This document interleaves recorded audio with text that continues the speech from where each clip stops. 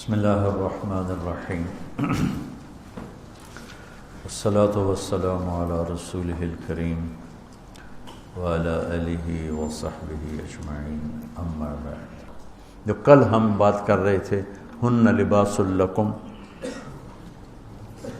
انتم لباس لہن، اس پر بات چل رہی تھی۔ اعوذ باللہ من الشیطان الرجیم، بسم اللہ الرحمن الرحیم۔ وحل لکم لیلۃ الصیام الرفث الی نسائکم ہن لباس لکم وانتم لباس لہن علم اللہ انکم کنتم تختانون انفسکم فتاب علیکم وعفا عنکم فالآن باشروہن وابتغوا ما کتب اللہ لکم وکلوا واشربوا حتی یتبین لکم الخیط الابیض من الخیط الاسود من الفجر ثم اتموا الصیام الی اللیل ولا تباشروهن وانتم عاکفون فی المساجد تلک حدود اللہ فلا تقربوها كذلك يبین اللہ آیاتہ للناس لعلهم یتقون۔ یہ ساری ایک آیت ہے، اس میں سے ایک لفظ میں لے کے بات کر رہا ہوں، کل بات کی تھی، آج پھر اسی کو آگے چلانا ہے کہ اللہ تعالیٰ نے جتنے انسانی رشتے بنائے ہیں، ماں باپ بہن بھائی چاچے تائے دادا دادی نانا نانی ساس سسر خالہ بھانجا بھتیجا پھوپھی پھوپھا، یہ جتنے اللہ نے رشتے بنائے ہیں ان میں سب سے اہم رشتہ خامد اور بیوی ہے، سب سے اہم رشتہ خامد اور بیوی ہے، سب سے قریب ترین رشتہ خامد اور بیوی۔ لباس سے زیادہ کوئی چیز میرے قریب ہے، آپ کے قریب؟ لباس سے زیادہ کوئی چیز قریب ہے؟ بولو۔ تو اللہ تعالیٰ کہہ رہا ہے کہ میری بیوی میرا لباس ہے، اور میری بیوی سے کہہ رہا ہے کہ تیرا خامن تیرا لباس۔ تو میں سے مراد سب شادی شدہ، جتنے شادی شدہ لوگ ہیں، تو میں بھی کون ہے شادی شدہ طلبہ میں؟ ماشاءاللہ کافی بابرکت مجمع ہے۔ ہاں اچھا، تو اللہ تم سے کہہ رہا ہے تمہاری بیوی تمہارا لباس ہے۔ سب سے قریب شادی کے بعد قریب ترین رشتہ لفظ لباس بتا رہا ہے بیوی ہے، قریب ترین رشتہ بیوی ہے، اور جو قریب ترین ہوتا ہے وہ پہلے ہوتا ہے، اس کا حق پہلے آ جاتا ہے، قریب ہو گیا۔ اور کل میں نے کہا تھا کہ لباس اور میرے درمیان کوئی چیز حائل نہیں ہے۔ اس سے میں نے وہ ایک حدیث کو اس کے ساتھ جوڑا تھا جو آپ نے حضرت فاطمہ رضی اللہ تعالیٰ عنہ سے فرمایا تھا کہ جسے میں پسند کروں اسے تو پسند نہیں کرے۔ تو چپ کر کے واپس چلی گئیں اور اپنی اور بیگمات رسول سے فرمایا کہ بھائی آپ جانو اور آپ کا مسئلہ، میں اب اس میں نہیں پڑتی۔ تو یہ رشتہ سب سے قریب ہو جاتا ہے، اس سے قریب اور کوئی رشتہ نہیں ہے۔ جب یہ سب سے زیادہ قریب ہے تو اس کے حقوق بھی سب سے پہلے ہوں گے، اس کا حق بھی سب سے پہلے ہوگا، اس کا خیال بھی سب سے پہلے ہوگا۔ ہمارا جوائنٹ فیملی سسٹم ہے، میں کوئی بچیوں کو ساس سسر کے خلاف نہیں بھڑکا رہا، جو سسرال میں زیادتی ہو رہی ہے میں اس کے ازالہ کی کوشش کر رہا ہوں۔ آنے والی بچی اپنے ماں باپ کو چھوڑ کر آئی ہے، اب وہ اپنے خامد کے ماں باپ کو اپنا ماں باپ بنا لے تو اس کی سعادت ہے، اور بچے کے ماں باپ نے اپنی بیٹیوں کو آگے روانہ کر دیا ہے، وہ اس آنے والی بہو کو اپنی بیٹی بنا لیں تو کتنا خوبصورت ہو جائے گا یہ نظام۔ لیکن تربیت بھی نہیں ہے اور سیرت بھی سامنے نہیں ہے۔ مجھے حدیث یاد آ گئی، میرے نبی نے فرمایا یہ جو میرے انصار مدینہ ہیں، سنو بڑی عجیب حدیث ہے، یہ جو میرے انصار مدینہ ہیں یہ اتنے اچھے ہیں، ان کے گھر کسی کی بیٹی جب شادی ہو کے آتی ہے تو اسے یہ احساس ہی نہیں ہوتا میں سسرال میں ہوں یا ماں باپ کے پاس ہوں۔ یہ میں چاہتا ہوں، یہ میری تشریح میں کوئی کمی زیادتی ہو جاتی ہوگی، کوئی سائڈ زیادہ بیان ہو جاتی ہے، کوئی کم ہو جاتی ہے، لیکن میں یہ چاہتا ہوں۔ یہ حدیث مجھے اللہ نے ابھی یاد دلوائی ہے، حیات الصحابہ میں ہے، جلد اول میں ہے، کہ آپ نے فرمایا کہ یہ جو میرے انصار، میں دوبارہ کہہ رہا ہوں، یہ جو میرے انصار مدینہ ہیں یہ اتنے قابل تعریف ہیں کہ ان کے گھر جب کسی کی ڈولی اترتی ہے تو اس آنے والی بچی کو یہ احساس نہیں ہوتا کہ میں اپنے گھر میں ہوں یا سسرال کے گھر میں۔ میرے عزیزو، کم از کم تم جو میری اولاد ہو، تم میری روحانی اولاد ہو، تم تو میری بات کو آگے چلاؤ کہ تم اپنے گھر کو، اپنی بیوی کو اس طرح رکھو، اپنے ماں باپ کو بھی اس پہ تیار کرو، اپنی بہنوں کو اس پہ تیار کرو۔ ایک رخ تنقید دی، اے کر دی بھائی، اے کر دی بھائی، یہ سارا یہ میرا ماحول ہے۔ پتہ اٹھیندی کے میں، باندھی کے میں، ٹردی کے میں، یہاں تک یہ ساری کانوں سنی بات ہے۔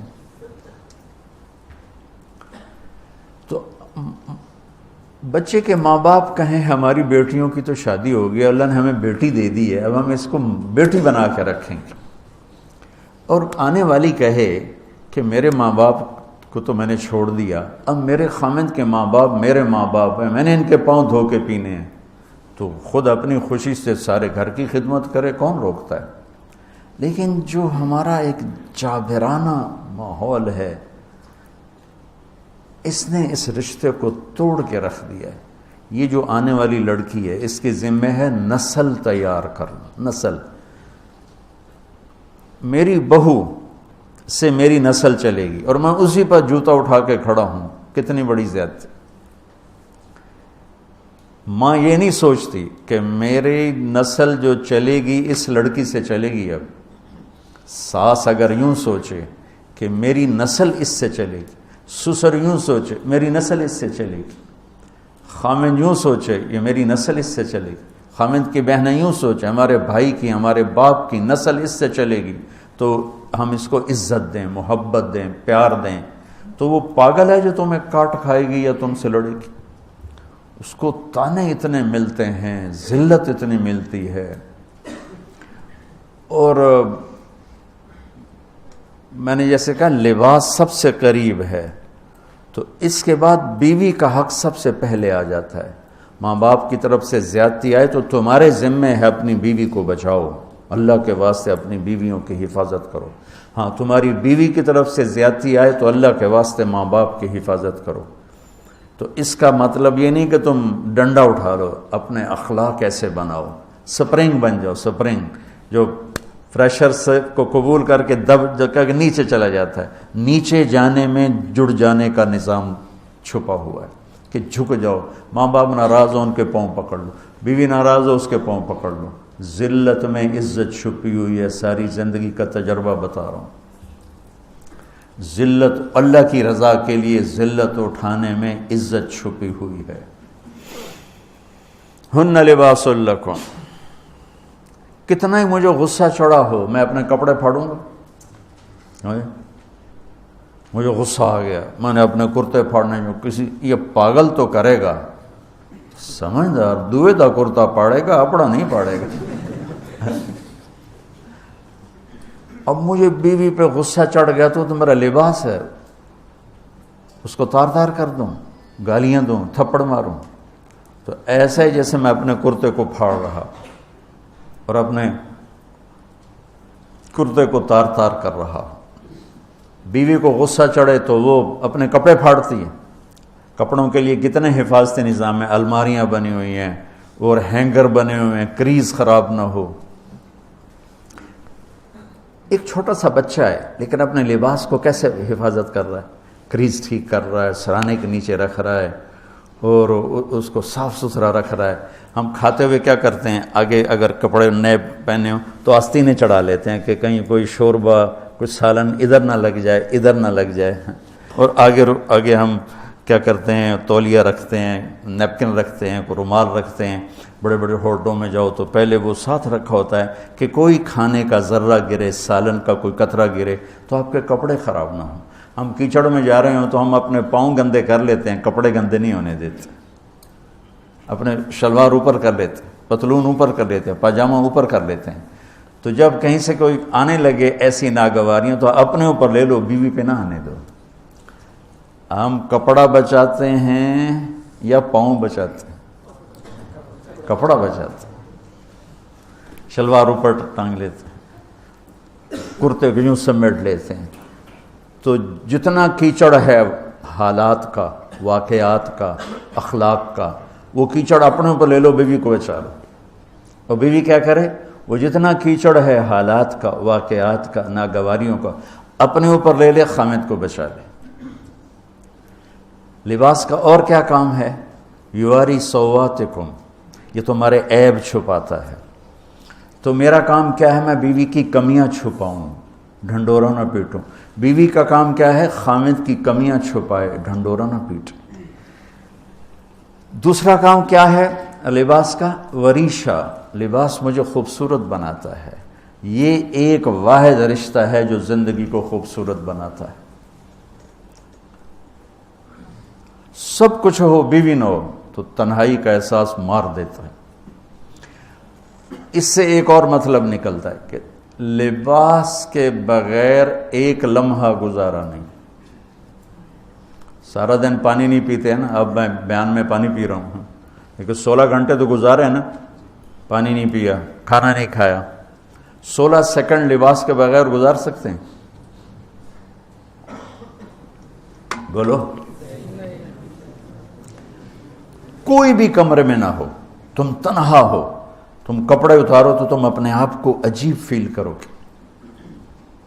تم خود اپنے آپ کو چادر میں چھپانے کی کوشش کرو گے. ان لباس ایک ایسی زبردست ضرورت ہے بلا دلیل کہ تم تنہا کمرے میں بھی کپڑے اتارو تو تم اپنے آپ کو عجیب سا محسوس کرتے ہو. اس سے پتہ چلا کہ بیوی کے بغیر کوئی زندگی نہیں ہے اور خامد کے بغیر عورت کی کوئی زندگی نہیں ہے. یہ ہمارا بدبخت معاشرہ ہندی کہ کسی بچی کو طلاق ہو جائے وہ گل سڑ کے مر جاتی، اس کی شادی نہیں ہوتی. کوئی جوان بچی بیوہ ہو جائے وہ سسک کے مر جاتی، اس کی شادی نہیں ہوتی. کوئی 40-50 سال کا ہو جائے مرد، اس کی بیوی مر جائے، کوئی اس کو لڑکی دینے کے لیے تیار کوئی نہیں.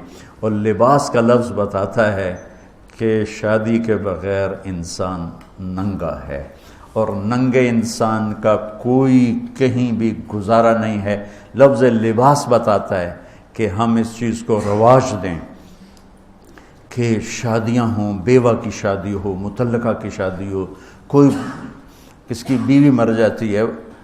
حضرت ابن مسعود کا فرمان ہے اگر میری موت میں 10 دن باقی ہوں تو بھی میں شادی کر لوں گا اگر میری بیوی مر جائے تو. ابو ہریرہ کہتے ہیں اگر میری زندگی میں 7 دن باقی ہوں اور میری بیوی مر جائے تو میں 1 ہفتہ بھی شادی کے بغیر نہیں رہوں گا، میں شادی کر لوں گا. تو ہم ایک ہندی معاشرے سے متاثر ہیں جہاں بیوہ کی کوئی سنوائی نہیں، مطلقہ کی کوئی سنوائی نہیں، اور کوئی جوان بھی 2-4 بچے ہیں اور بیوی مر جائے تو اس کی کوئی شادی نہیں ہے. وہ سسک کے وہ بلک کے زندگی گزارتے ہیں.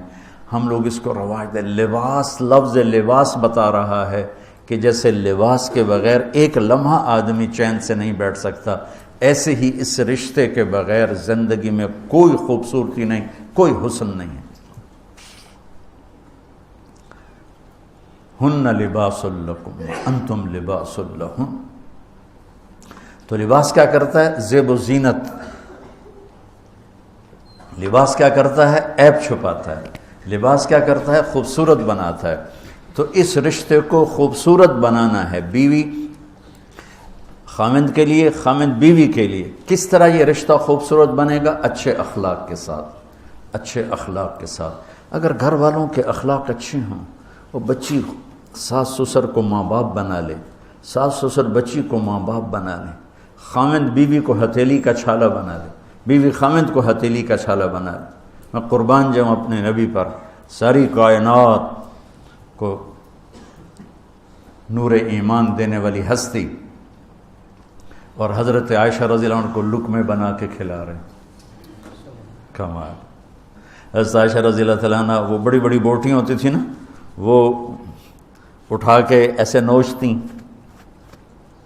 اور پھر رکھ دیتی، روٹی کا ٹکڑا اٹھاتی. میرے نبی وہی بوٹی اٹھاتے جہاں حضرت عائشہ نے نوچا ہوتا تھا، وہیں دکھا کے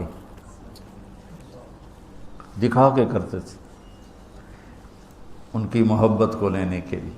اور ہمیں سکھانے کی. تو حضرت عائشہ رضی اللہ تعالیٰ عنہ گلاس اٹھاتی اور یہ پیا،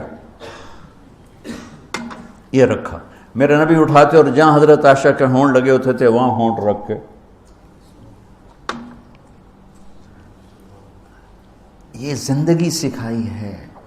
یا عائشو، کیا محبت سے بولا عائشہ نے، یا عائشو یا حمیراء، عائشہ آؤ دوڑ لگائیں.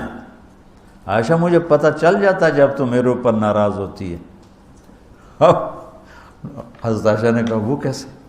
کہ جب تو میرے اوپر ناراض ہوتی ہے نا تو یہ نہیں کہتی مجھے رب محمد کی قسم، تو کہتی مجھے رب ابراہیم کی قسم. جب تو میرے اوپر راضی ہوتی ہے تو کہتی ہے مجھے رب محمد کی قسم، اور جب تو میرے اوپر ناراض ہوتی ہے تو کہتی مجھے رب ابراہیم کی قسم. کہ یا رسول اللہ صلی اللہ علیہ وسلم نام ہی آپ کا نہیں لیتی، میرا تو دل آپ پہ کیا، میری جان قربان ہے آپ پر. عرب کے ماحول میں اظہار عشق عیب تھا بیوی سے. ہاں معشوق سے اظہار عشق ساری شاعری بھری پڑی، لیکن بیوی سے اظہار عشق عیب، موت. اس ماحول میں جس میں بیوی سے اظہار عشق ایک عیب تھا اور معشوق سے اظہار عشق شاعری بھری پڑی ہے، عرب کی شاعری بھری پڑی ہے عشق و معشوقی سے. اس ماحول میں میرے نبی سے ایک شخص کہتا ہے یا رسول اللہ من احب الناس الیک، آپ کو سب سے زیادہ کس سے پیار ہے؟ بھری محفل ہے، مسجد الگ نہیں یوں کر کے پوچھ رہا ہو، بھری محفل میں آپ سب سے زیادہ کس سے پیار کرتے ہیں؟ تو آپ نے زور سے کہا عائشہ سے. اللہ اکبر اللہ اکبر. ہائے ہائے ہائے ہائے ہائے. وہ تو ہل گئے، وہ کہنے لگے، ان کی تو سمجھ میں نہیں آئی بات. تو انہوں نے کہا یا رسول اللہ میرا مطلب ہے مردوں میں آپ کس سے زیادہ پیار کرتے؟ تو آپ کو اندازہ ہو گیا بھائی کیوں یہ پوچھ رہا ہے. اس کو ہضم نہیں ہوا جواب. تو آپ نے کہنا تھا ابو بکر سے. تو آپ نے فرمایا مردوں میں عائشہ کے عباس، ابوہا عائشہ کے عباس. کیا زندگی سکھائی. ہن لباس لکم وانتم لباس لہن، یہ تمہارا لباس ہیں. تمہیں کتنا ہی غصہ چڑھے لباس تو نہیں پھاڑو گے. تمہیں غصہ چڑھے بیوی کو بے عزت نہ کرو. بیوی کو غصہ چڑھے تو کرتا پھاڑے گی، اپنا دوپٹے کو آگ میں ڈالے گی نہیں، اس کو بچائے گی. صرف پاگل یہ کام کرتا ہے. اسی ایک لفظ لباس کے اندر زندگی گزارنے کا پورا طریقہ موجود ہے. اور اسی کے اندر بیواؤں کی، مطلقہ کی، رنڈوے کی شادی کا اشارہ خوبصورت موجود ہے کہ لباس کے بغیر تو ایک لمحہ انسان نہیں گزار سکتا. تو اس کو رواج دینا یہ ہمارے ذمے ہے، اور اپنے نبی کی معاشرت کو بتانا یہ ہمارے ذمے ہے. ہم تو ان مسائل میں پڑ گئے جن کا نہ جنت سے تعلق ہے نہ جہنم سے تعلق ہے.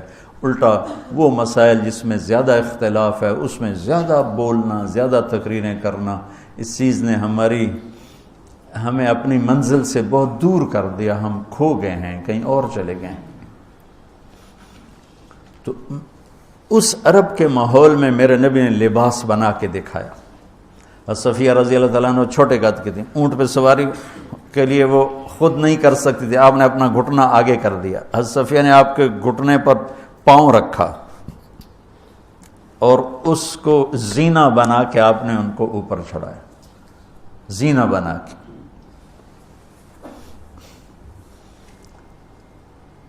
جہاد کے سفر سے واپسی ہو رہی ہے. سب صحابہ سے کہا آگے نکل جاؤ. سب آگے نکل گئے، اتنا نکلے کہ غائب ہو گئے، نظر نہیں آ رہے. تو آپ نے کہا عائشہ دوڑ لگائیں. اللہ، عائشہ دوڑ لگائیں.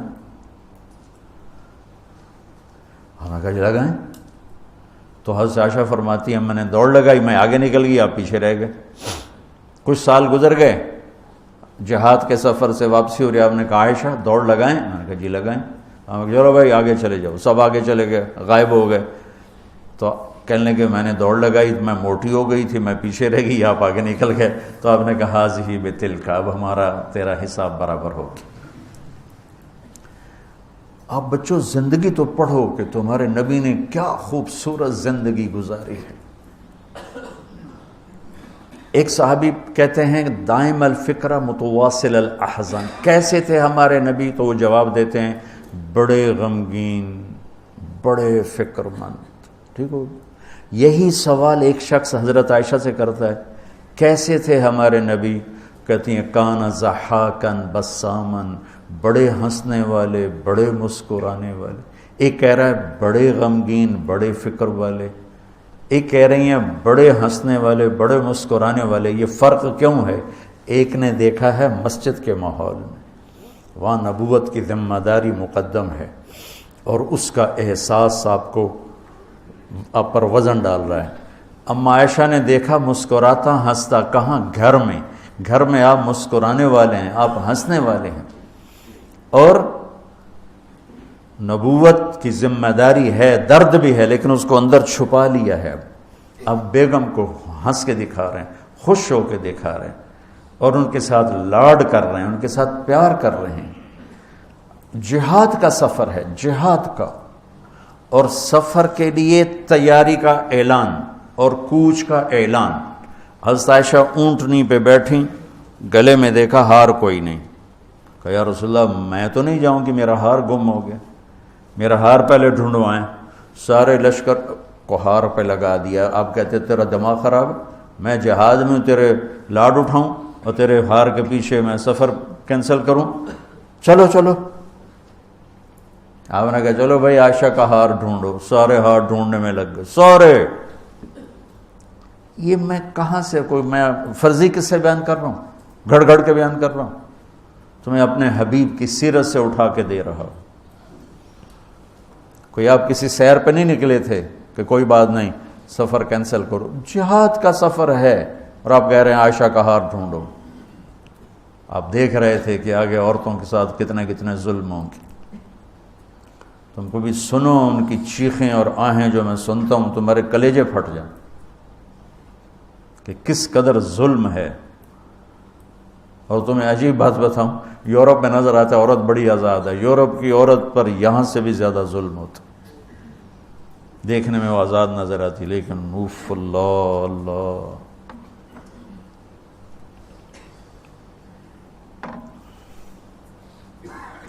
شام ہو گئی تو قافلہ رک گیا، اب تو بھائی شام ہو گئی، ہار نہیں ملا۔ مغرب عشاء کے لیے تو پانی موجود تھا۔ اب عشاء پڑھنے کے بعد پانی ختم، چونکہ خیال تھا بھائی اگلی منزل پانی ہے تو وہاں جا کے نماز پڑھیں گے، تو اب پانی کوئی نہیں ہے، اور سب نے ابو بکر صدیق رضی اللہ تعالیٰ عنہ کو تانے دینے شروع کیے، تیری بیٹی کی وجہ سے اب فجر کی نماز کا کیا بنے گا، اب تو پانی کوئی نہیں، وضو کیسے کریں گے، تیمم کی آیت ابھی آئی نہیں ہے۔ تو حضرت ابو بکر صدیق کو غصہ چڑھا، وہ گئے اللہ کے نبی کے خیمے میں، وہ تو باب تھے، تو آگے اللہ کے نبی حضرت عائشہ کی گود میں سر رکھے سو رہے تھے، حضرت عائشہ یوں بیٹھی ہوئی تھی۔ تو اب کیا کریں، وہ سوئے ہوئے ہیں تو بول تو سکتے نہیں، تب وہ چہرے سے ان کو ڈانٹ رہے ہیں۔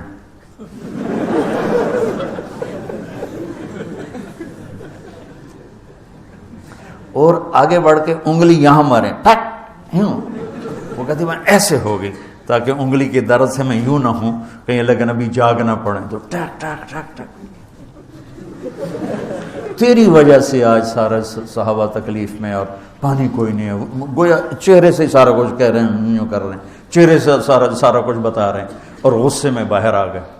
اللہ کے نبی کی آنکھ کھلی، پتہ چلا پانی کوئی نہیں، نماز کا ٹائم ہے۔ اللہ نے کہا چلو فتیمموا صعیدا طیبا، چلو بھائی مٹی سے تیمم کرو، ہم نے تمہیں پانی سے بھی بے نیاز کر دیا۔ تو پھر سعد بن عبادہ کہنے لگے ابو بکر تیرے گھرانے کی یہ پہلی برکت تھوڑی ہے، اور بھی بڑی برکتیں پہلے ملی ہیں، پہلے سب ناراض ہو رہے تھے، پھر سارے خوش ہو گئے کہ یہ کیا مل گیا، اللہ نے ہمیں تیمم دے، کسی امت کو تیمم نہیں ملا۔ دیکھو نا، یوں کر کے کر لو، اس سے کوئی پاک ہوتا ہے، اور پھر یوں ایسے کر لو، چلو بھائی غسل سے بھی فراغت ہو گئی، پانی کوئی نہیں ہے تو ہمیں غسل کی ضرورت پڑ گئی ہے، تو اتنا ہی کام ہے، ضربتان حضرت عمار بن یاسر نیا نیا تیمم کا حکم آیا تھا، پتہ تھا نہیں کیسے کرنا ہے، تو وہ سفر میں تھے تو ان کو ضرورت پڑ گئی نہانے کی. ان کا اب وضو کے لیے تو تیمم ہے بھائی، یوں کر لو، لیکن نہانے کے لیے تو تیمم کیسے کروں گا؟ تو سارے کپڑے اتار کے ریت پہ کبھی یوں لوٹ رہے کبھی یوں ہو رہا کبھی یوں ہو رہا. تھے بھی بڑے لمبے چوڑے عمار بن یاسر، آ کر کہنے لگے یا رسول اللہ آج میں نے یوں تیمم کیا. آپ نے کہا انما یکفیک ضربتان، ارے وہاں بھی تجھے 2 ضربیں کافی تھیں، یہ اور یہ.